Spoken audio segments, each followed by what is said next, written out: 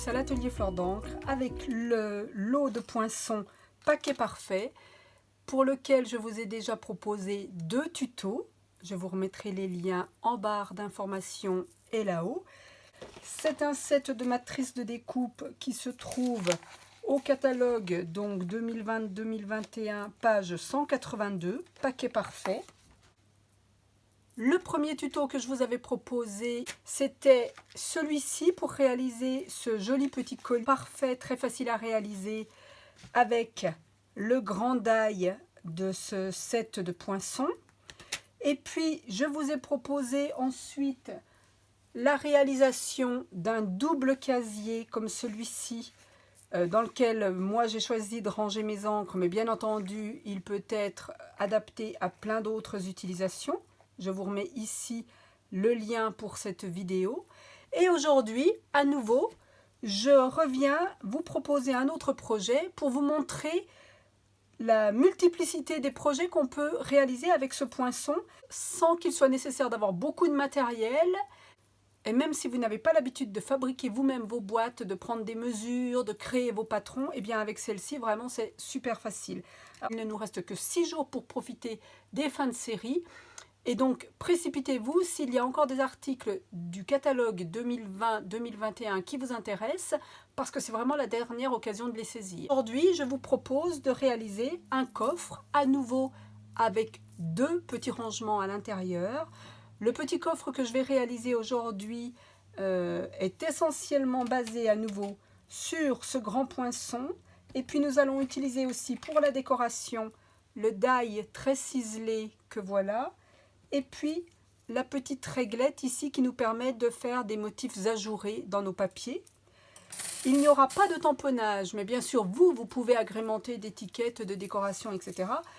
Moi, pour ma part, ce petit coffre, je l'utilise pour y ranger mes doigts éponges et donc je l'accorde un petit peu à l'ambiance de mon atelier et il ne sera réalisé que sur du cardstock noir nu et du papier craft que malheureusement nous n'avons pas chez Stampin' Up, mais vous pouvez utiliser tout autre papier de couleur, bien sûr, pour le réaliser. Alors, il nous faudra découper 4 fois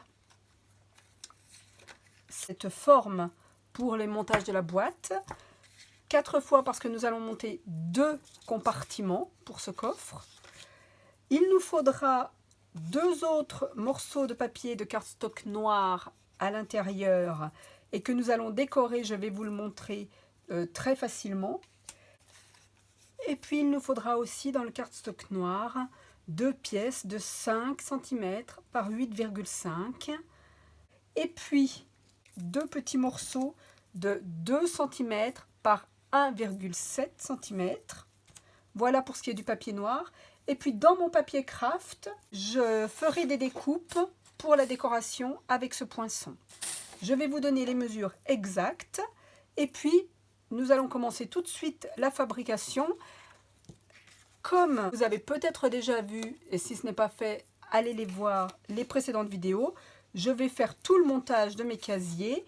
Pour voir exactement le cheminement de ce montage, allez sur la vidéo de base, un petit paquet parfait. Et puis, il nous faudra pour la décoration, alors je vais essayer de vous montrer si la lumière veut bien s'accrocher sur ce papier. Vous voyez, j'ai fait un effet de petites paillettes ici. Et je vais le réaliser à nouveau sur les montants de mon coffre. Et pour cela, j'ai utilisé un Stampin' Spritz. C'est simplement un mini vaporisateur que Stampin' Up nous propose au catalogue. Et puis ici, j'ai utilisé la couleur champagne dans nos peintures chatoyantes. Elle quitte elle aussi le catalogue. Alors, on nous a déjà proposé plusieurs couleurs de ces peintures chatoyantes. Nous avons eu la peinture cuivrée, or, ce sont 2 peintures qui ont été longtemps dans le coin des bonnes affaires et qui n'y sont plus. Et dernièrement, au catalogue, nous avions encore champagne et puis blanc de givre. Et les 2 sont en instance de quitter le catalogue. Donc, si vous ne les connaissez pas et si ça vous intéresse d'essayer, rendez-vous sur le catalogue. C'est un produit qui s'appelle la peinture chatoyante. Ici, la formule champagne est très légèrement doré, mais vraiment sans être très jaune. Et on peut l'utiliser bien sûr comme une peinture, on peut l'utiliser avec nos doigts éponges pour faire des finitions, mais l'utilisation que je préfère quant à moi, c'est sous forme de paillettes. Et donc dans ce cas-là, j'utilise les Stampin' Spritzer. Je prends une pointe de peinture ici avec la lame d'un couteau ou avec la pointe d'une spatule pour en mettre, je dirais, 2 ou 3 mm au fond de mon flacon. Et puis, je remplis avec de l'alcool à 70 degrés. On remue bien à chaque fois pour bien mélanger les deux, pour que les petites paillettes, les petites particules soient partout en suspension. Et puis, il suffit de vaporiser notre papier. Je vais vous montrer comment je projette ces paillettes sur mon papier noir. Et puis après, je vais construire ma boîte très rapidement. Et je vous retrouve dès que tout est prêt. Pour ne pas salir votre table de travail, je vous recommande de mettre un grand carton, un papier journal. Moi, j'ai l'habitude d'utiliser, vous voyez, il y a déjà pas mal de peinture ici, une grande soucoupe. Je vais mettre tous mes papiers déjà découpés dans mon bac. Je pense que j'ai assez de place pour tous les mettre. Et je vaporise tout simplement.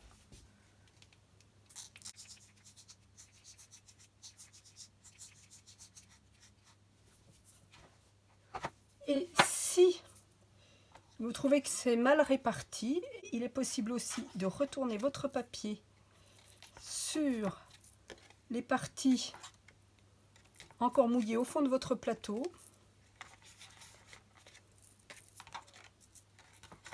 pour capturer un maximum de ces paillettes. L'avantage de cette technique, c'est que comme nous utilisons de l'alcool, eh bien ça s'évapore très très vite et du coup le liquide n'a pas le temps de s'incruster, d'imbiber notre carton et de le déformer. À aucun moment en fait votre cardstock ne sera gondolé à cause de l'humidité parce que l'alcool s'évapore très vite. Mes structures prêtes à monter, je fais l'assemblage très rapidement. Et puis je reviens vers vous pour faire l'assemblage et la décoration. J'ai aussi pailleté mes 2 cartes qui vont aller à l'intérieur pour mes compartiments. Mes 2 petits morceaux ici de matage pour la décoration. Et puis j'avais oublié de les faire, mais je suis retournée avec mon petit spray et ma peinture chatoyante mettre quelques paillettes sur ces 2 mini languettes. Aucune paillette sur mon craft, je le laisse entièrement naturel. Nous allons devoir maintenant marquer des plis sur les 2 plus grandes parties de cardstock noir, celles qui font donc, je vous le rappelle, 10,2 par 7 cm. Pour cela, je vais utiliser mon massicot, mais si vous avez la planche de rainurage, vous pouvez le faire aussi avec la planche. Et en les prenant dans ce sens-là, donc du côté des 10,2 cm, je vais marquer un premier pli à 7 mm.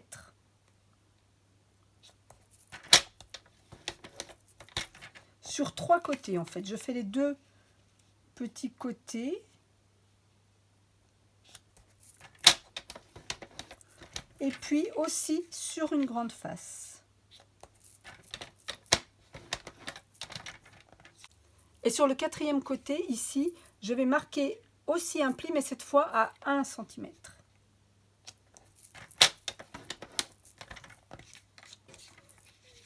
De la même façon sur celui-ci.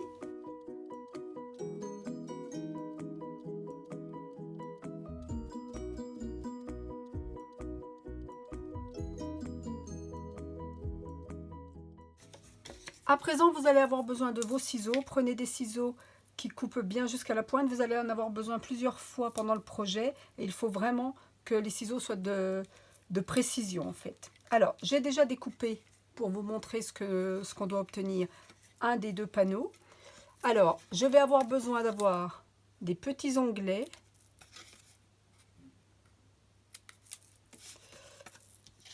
nous allons découper en premier sur la partie qui fait donc 1 cm ici, les deux angles. Je coupe sur les traces de pliure, donc du côté où nous avons un petit rabat ici de 1 cm. Et puis, je vais biseauter très légèrement cette partie-là pour qu'elle ne me gêne pas lorsque je ferai mes assemblages. Et sur l'autre bordure, à nouveau, je vais faire une découpe ici sur la ligne de pliure. Et puis si vous voulez avoir toutes les facilités au moment de l'assemblage, vous pouvez biseauter très légèrement la petite languette qui se forme ici.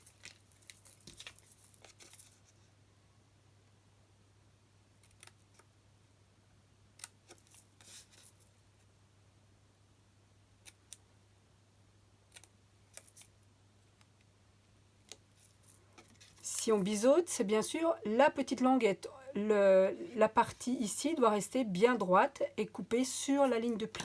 Cette fois, nous marquons toutes nos pliures.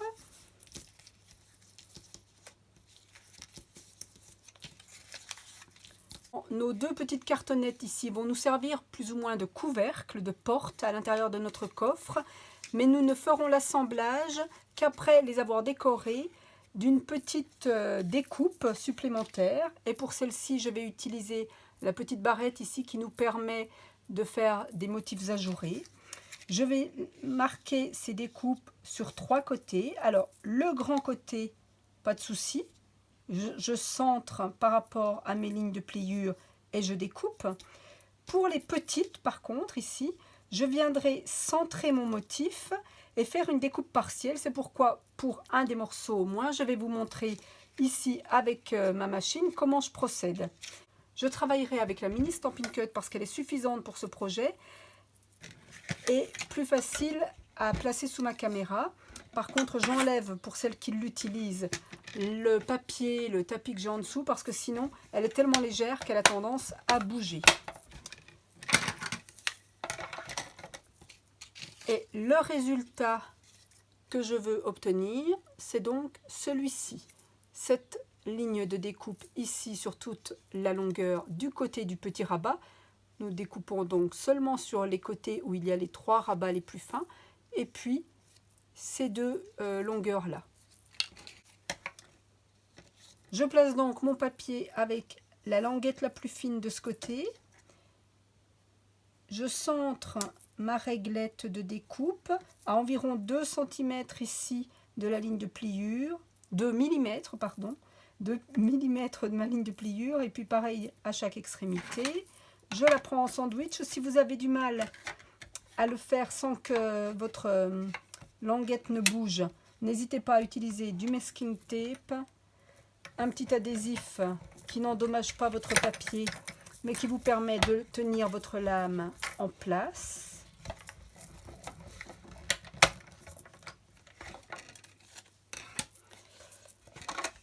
Pour les découpes très fines, je recommande toujours d'avoir le tapis mousse et puis la brosse. Alors la mienne, c'est l'ancien modèle.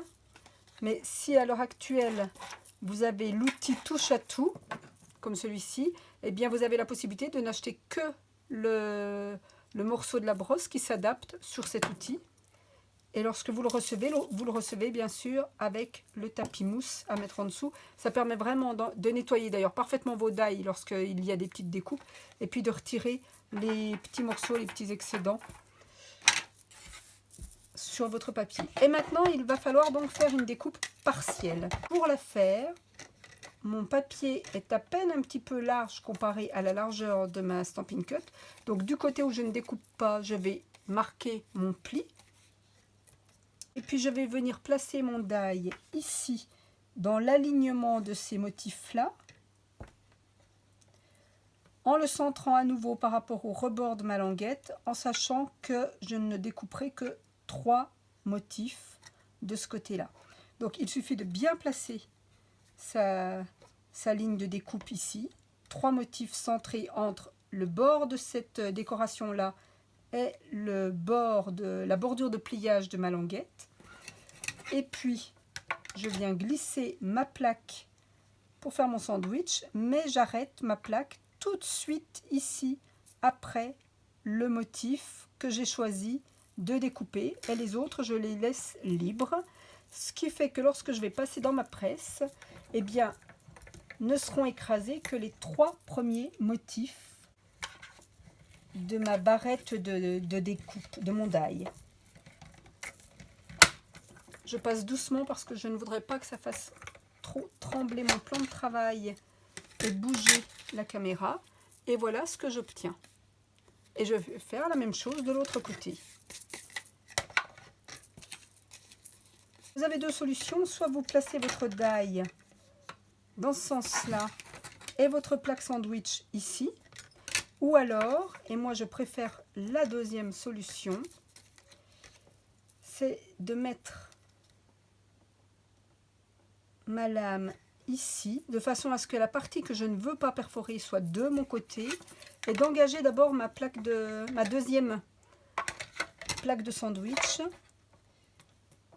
Je préfère, dans la mesure du possible, de le faire dans ce sens-là parce qu'il est moins difficile d'amorcer la découpe lorsque la plaque est déjà engagée dans notre presse que lorsque on arrive avec l'épaisseur de la plaque et l'épaisseur du die face à la presse.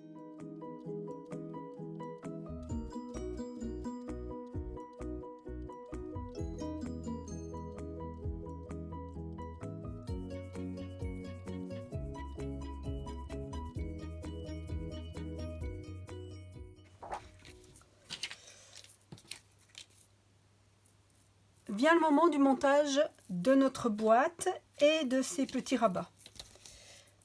Alors nous allons commencer par former donc la petite porte ici, en assemblant notre petit onglet ici à la languette du côté et pareil de ce côté-là.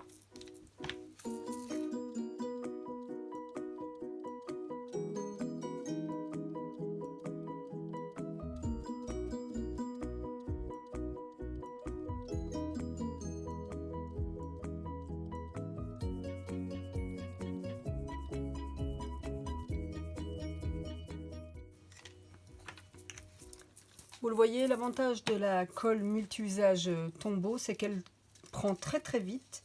Il n'est pas besoin de rester appuyé très longtemps sur nos jonctions. Maintenant, nous allons pratiquer quelques découpes dans la partie haute de la boîte. Ici, vous avez des marques de plis qui correspondent normalement à la fermeture de la boîte.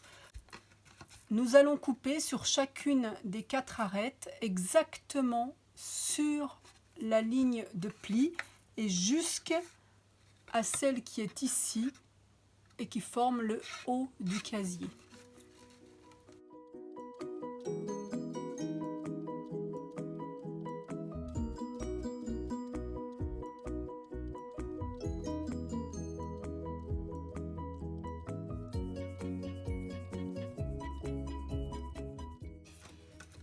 Et maintenant, nous allons coller à l'intérieur les 2 rabats de chaque extrémité ici, et puis un rabat, alors peu importe celui que vous décidez de rentrer, et puis si au moment où vous les rentrez, vos onglets forcent un petit peu, n'hésitez pas à les biseauter très légèrement pour que ça ne déforme pas votre boîte.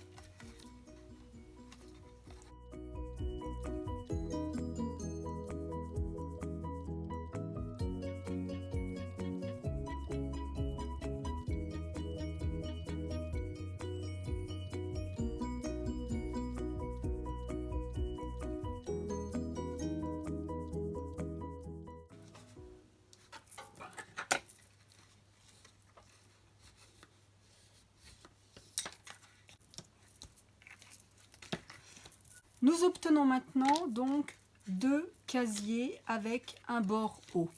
Sur l'un des 2, je vais supprimer ce bord.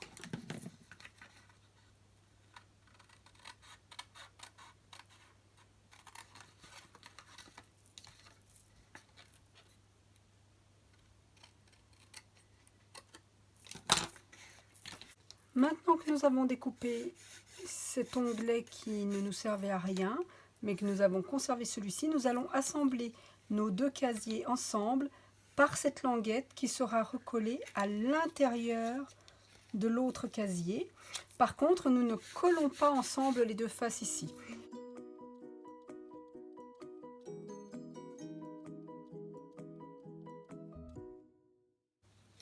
Je positionne bien mes deux boîtes l'une contre l'autre et l'assemblage ici de mes deux épaisseurs.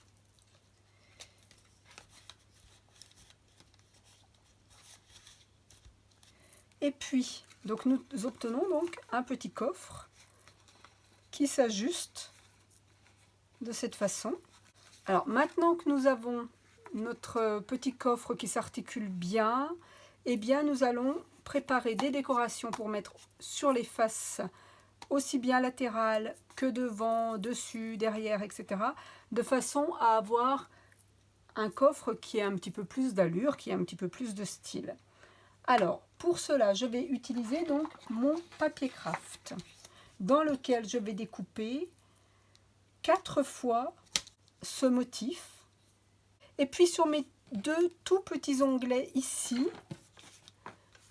que je vais passer dans ma Stampin' Cut en même temps, eh bien je vais faire ce petit motif de jour. Et je vais placer dessus l'une des petites découpes, l'un des petits poinçons du lot, de cette façon-là, de façon à redécouper le motif qui ressemble à celui qu'on a déjà poinçonné dans nos petits rabats.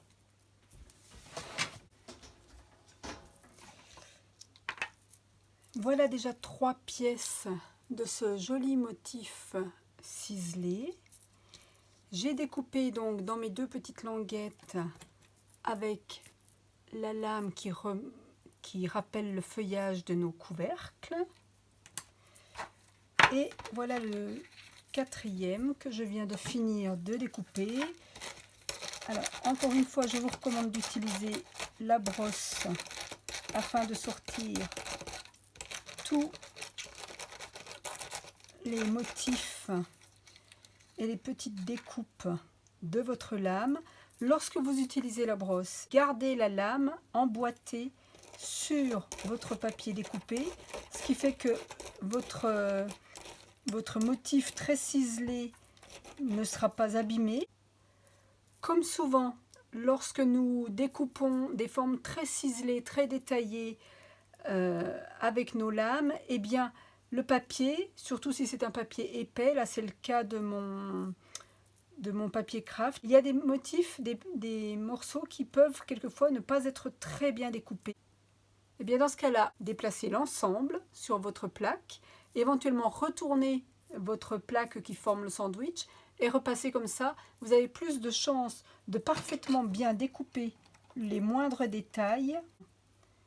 C'est ce que j'ai dû faire moi ici puisque mon papier craft est épais et tous mes petits détails n'avaient pas été ciselés, poinçonnés tout de suite. Prenez soin aussi entre chaque découpe de bien vider tous les interstices de votre lame du papier, sinon ça va faire une surépaisseur et du coup vous aurez une découpe moins précise, moins nette. Nous allons donc réaliser toute la décoration de la boîte à présent. Ici, les deux panneaux que nous avions tout à l'heure vaporisés avec notre peinture chatoyante, ces panneaux vont venir se superposer au fond de chaque boîte afin de faire quelque chose de plus net et puis de consolider ça. Et pour mon projet ici, je vais apporter sur mes plaques avec un stylo gel doré une petite ligne supplémentaire et il est plus facile de la tracer pendant que mon panneau est à plat et donc je vais faire cela immédiatement. Je ne veux pas faire quelque chose de parfaitement régulier, mais j'avais envie de mettre un point à chaque extrémité et de faire simplement une petite ligne ici.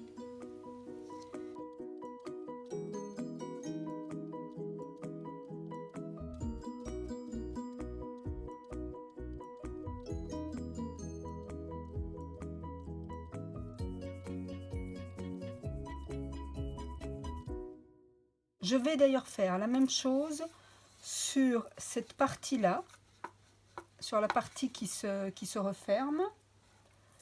Et je vais remettre mes 4 points.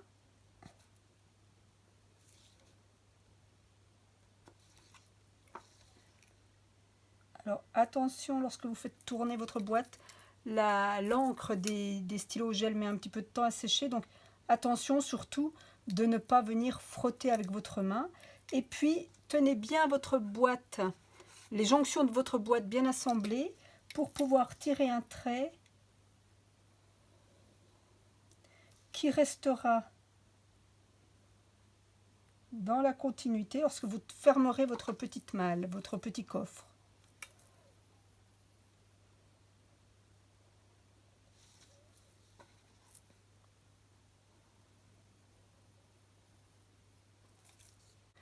Pour ce qui représentera le haut de mon coffre, je vais en plus sur mon panneau ajouter une décoration comme celle-ci.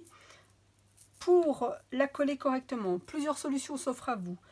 Soit avant de le passer dans le poinçon, vous récupérez la portion de papier qui vous est nécessaire et vous allez la coller sur une des faces des feuilles adhésives double face vendues par Stampin' Up. Vous enlevez l'opercule de protection, vous posez votre morceau de papier, vous passez dans la machine avec votre poinçon et puis du coup, ici vous auriez à nouveau la petite pellicule de protection, vous n'auriez plus qu'à l'enlever et tout votre motif serait adhésif prêt à coller. Ou alors, vous allez le faire avec la colle comme ça en posant des petits points. Ou bien encore, vous prenez le tapis silicone, vous déposez un peu de colle sur votre tapis et puis avec un morceau d'éponge, ici les grosses éponges de Stampin' Up qui se découpent facilement au ciseau, eh bien vous allez venir tapoter un peu votre colle et en prenant soin de ne pas déplacer votre motif sur le tapis pour qu'il n'y ait pas de la colle qui vienne se mettre sur l'autre face, eh bien vous venez tamponner tout simplement votre colle sur les motifs.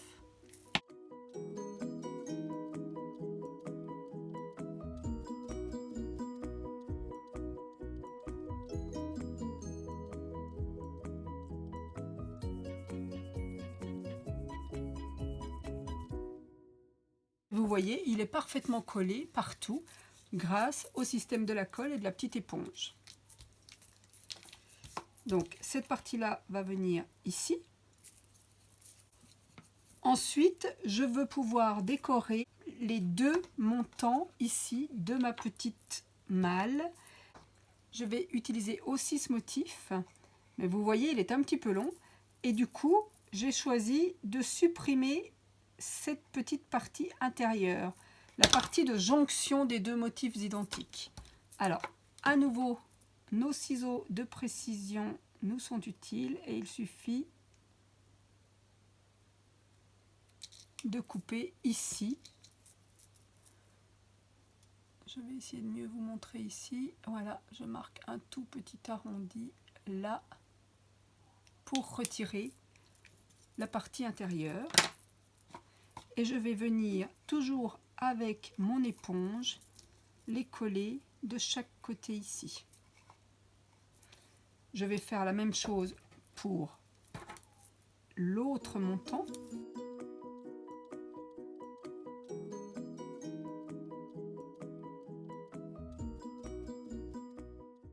Je ne jette pas cette partie-là parce que je vais l'utiliser elle aussi.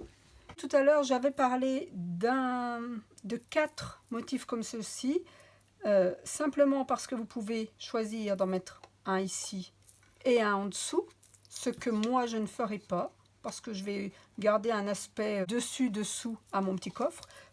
Alors, je vais d'abord poser cette plaque sur le haut de mon coffre.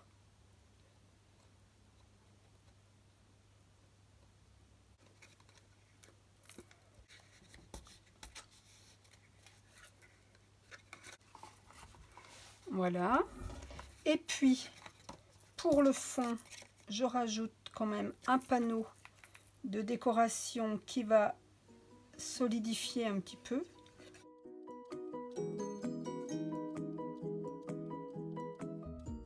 Je viens décorer nos deux côtés ici. Je reprends mon tapis.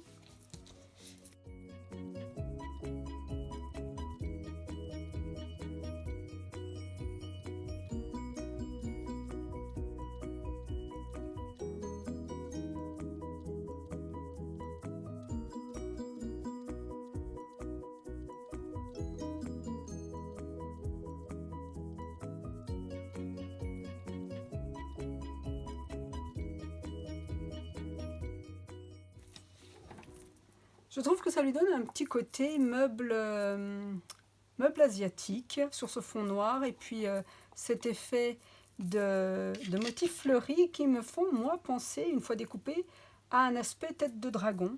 Je trouve que ça fait un petit peu Nouvel An chinois. Pour la fermeture devant, j'utiliserai une de nos découpes ici, que je vais à nouveau arrondir pour lui retirer les deux petits becs. Tout simplement. Vous voyez, j'utilise très peu de matériel en fait pour ce travail-là. Pour placer ma petite ferronnerie ici, eh bien, je vais venir marquer le centre de ma boîte et je vais la coller sur la partie haute, c'est-à-dire sur la partie où moi j'ai mis un motif. Si vous avez mis un motif sur les deux faces opposées, eh bien alors il n'y a plus de partie haute ou de partie basse. Donc ma boîte fait 9 cm, je fais à 4,5 un petit repère au crayon de papier et je vais venir centrer justement sur mon repère la moitié de ma petite décoration ici pour la coller de cette façon. Alors là, il est important de ne pas en mettre sur la deuxième partie, de vraiment bien positionner votre colle. Si vous n'êtes pas sûr avec l'éponge, faites-le de cette façon, ou encore une fois avec l'adhésif double face en feuille.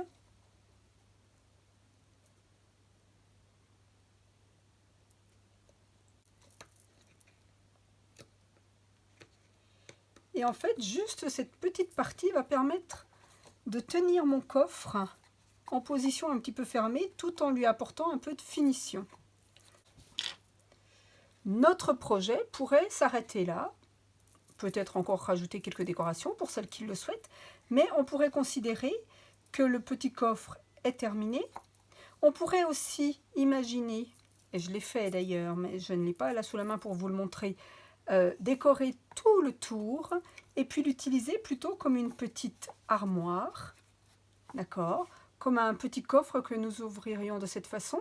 Si vous avez un parfum, quelque chose à offrir, ça peut être quelque chose de plus gros que dans la boîte d'origine, de plus profond, et vous pouvez quand même le cacher en faisant cette double boîte.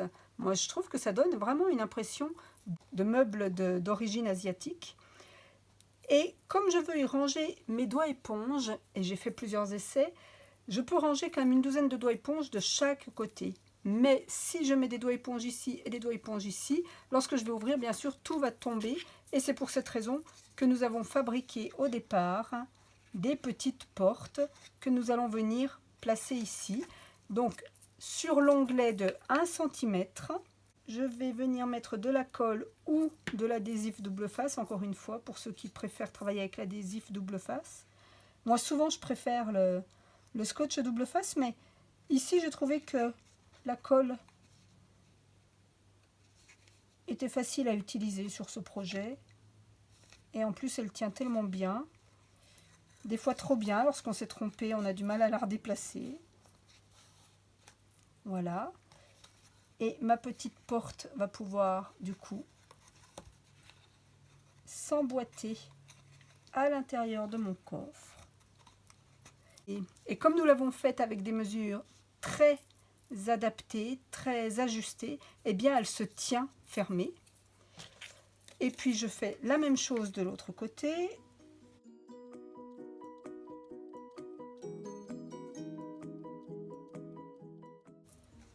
Tout s'ajuste parfaitement bien.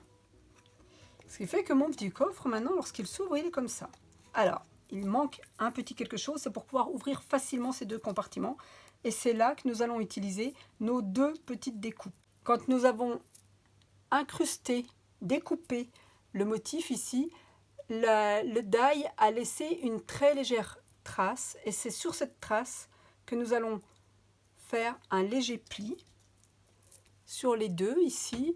Ce n'est peut-être pas très visible, mais j'ai donc une trace qui n'est pas une marque de pliage à la base, mais qui va parfaitement bien pour ce que nous allons faire aujourd'hui. Et ce petit pliage va nous permettre d'avoir un onglet. Et je vais venir coller ici, sur ma porte,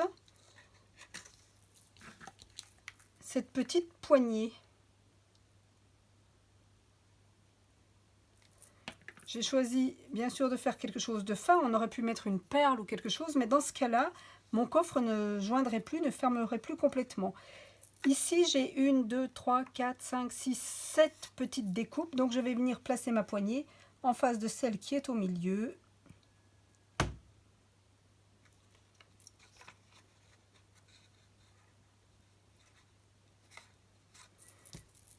La même chose en face, à nouveau.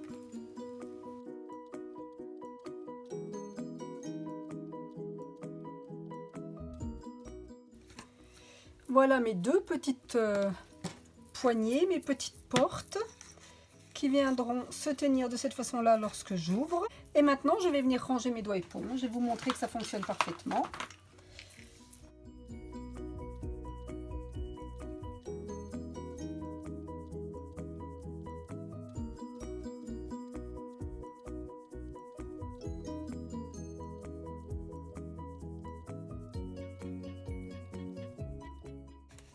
Je remets bien les rabats de mes portes à l'intérieur lorsque j'ai fini d'utiliser mon matériel. J'aplatis un peu la poignée et je referme mon coffre de cette façon.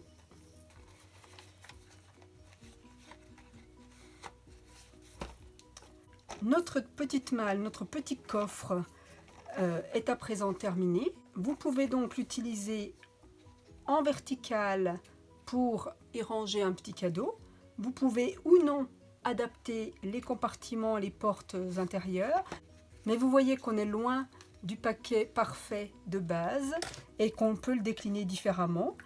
Et puis, quand j'ouvrirai pour avoir mes doigts éponges, alors je ferai attention quand même de ne pas ouvrir trop brutalement, bien sûr, mais si je l'ouvre de cette façon-là, eh bien, j'ai les rangements de mes doigts éponges qui tiennent parfaitement. J'espère que ce projet différent vous aura plu, que vous aurez envie de le tester. Peut-être qu'il vous donnera d'autres idées encore de création à réaliser avec ces poinçons. Je vous recommande, si vous aimez ce que je vous ai proposé ici et si ça ouvre les portes de votre imaginaire pour créer d'autres choses, de vous précipiter, ils sont toujours disponibles à l'heure actuelle. Je vous retrouve très bientôt pour un autre projet. Peut-être encore une fois avec ce lot de poinçons. Je vous souhaite de jolies créations, de bons moments avec les produits Stampin' Up. Faites rapidement une dernière chasse au trésor dans le catalogue 2020-2021. Vous avez jusqu'au 3 mai au soir pour passer une commande. Je remettrai dans la barre d'infos l'accès à ma boutique en ligne avec le code hôtesse du mois d'avril. On se retrouve bientôt autour d'un nouveau projet, certainement encore une fois au moins avec ce poinçon, mais d'autres choses aussi. Bien sûr, dès la semaine prochaine, je vous proposerai des créations avec les produits du nouveau catalogue, mais il est encore temps de se faire plaisir avec tout ce qui va disparaître et puis avec ce qu'on a déjà dans notre scrap room. Donc, continuons de créer, faites-vous plaisir. Et n'oubliez pas, pour toutes celles qui sont clientes avec moi, je vous ai invité à rejoindre le groupe Facebook à l'atelier Fleur d'encre, sur laquelle je vous partage bien sûr mes créations et des informations, mais sur lequel aussi je vous invite, vous, à partager ce que vous avez fait, donner des idées aux autres, donner l'envie de créer. aux copines, n'hésitez pas, ce groupe à l'atelier Fleur d'encre, il est fait pour vous aussi. Je vous remercie, à très bientôt pour une nouvelle création. Au revoir.